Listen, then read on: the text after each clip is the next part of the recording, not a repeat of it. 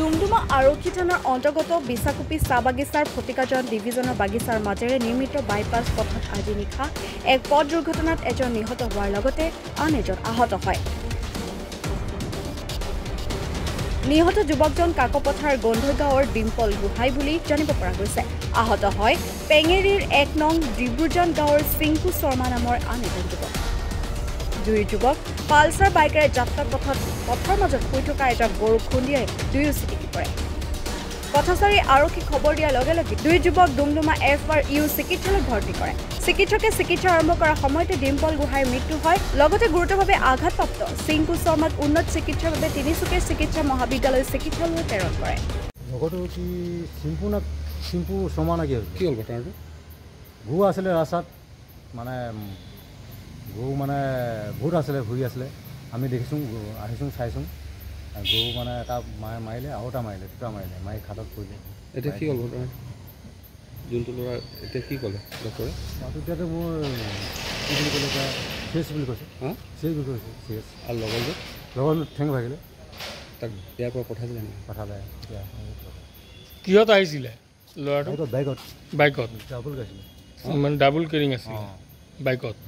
তাৰপাছত গৰুক মাৰি মানে এজন ঢুকালে। মানে এতিয়ালৈকে মেডিকেলত কি হৈছে, চিৰিয়াছ বুলি কৈছে। তাৰপাছত নামটো কি ঢুকুৱাজনৰ? কি বুলি কয়, ডিম্পল গোহাঁই। ডিম্পল গোহাঁই। অঁ, তেওঁ মানে এতিয়া ঢুকালে।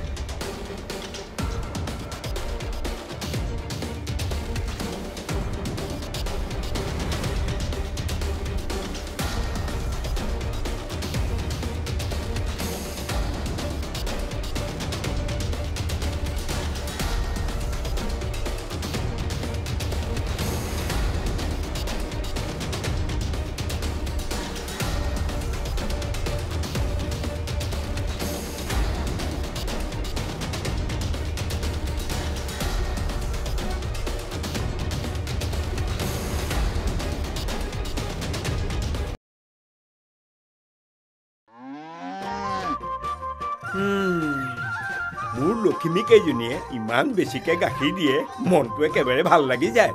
বিয়মৰ দানা খোৱাৰ পৰা মই বেছিকৈ লাভৱান হৈছোঁ। আপোনালোকেও বিয়মৰ দানা খুৱাওক আৰু এইটো বেছিকৈ লাভ কৰক।